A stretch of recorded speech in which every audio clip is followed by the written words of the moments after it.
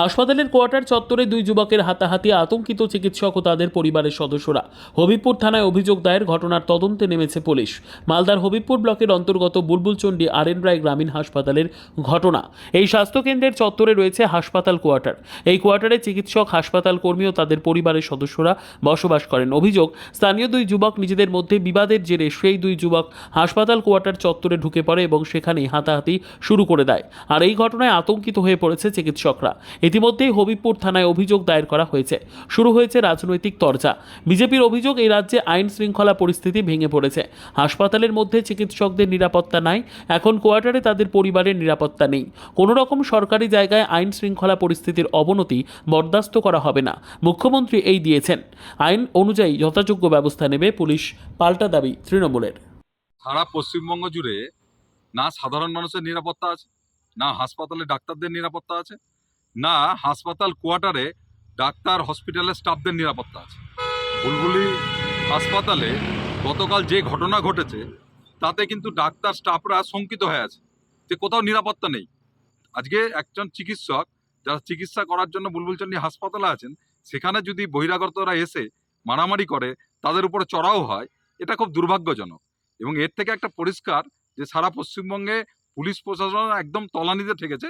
এরা তৃণমূলের নেতৃত্ব বা যারা আছে তাদের চামচাবাজি করা ছাড়া, তাদেরকে সিকিউরিটি দেওয়া ছাড়া আর কোনো কাজ নেই। সাধারণ মানুষ সারা জেলা জুড়ে নিরাপত্তার অভাব বোধ করছে। কোনো সরকারি প্রেমিসেসের মধ্যে কোনো অ্যান্টি সোশ্যাল আড্ডা মারুক বা কোনো রকম ঠেক সংগঠিত হোক, এটার আমরা বিরুদ্ধে। আপনারা যে অভিযোগ আপনারা বললেন, আমরা সঠিকভাবে তদন্ত করে দেখব এবং আমাদের দলের তরফ থেকে রেসপেক্ট করব।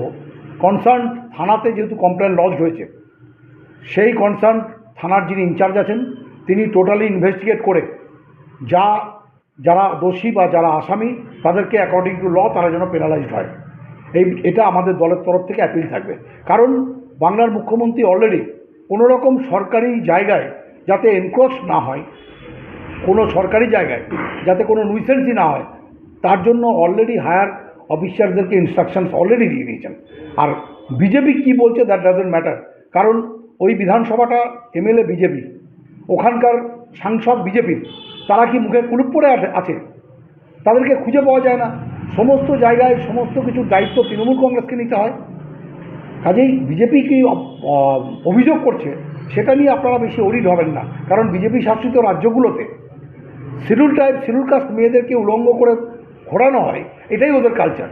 কাজেই এখানে বিভিন্ন নুইসেন্সির সাথে যে বিজেপি যুক্ত না, সেটাই আমাদের কাছে বিগ কোশ্চেন মার্ক।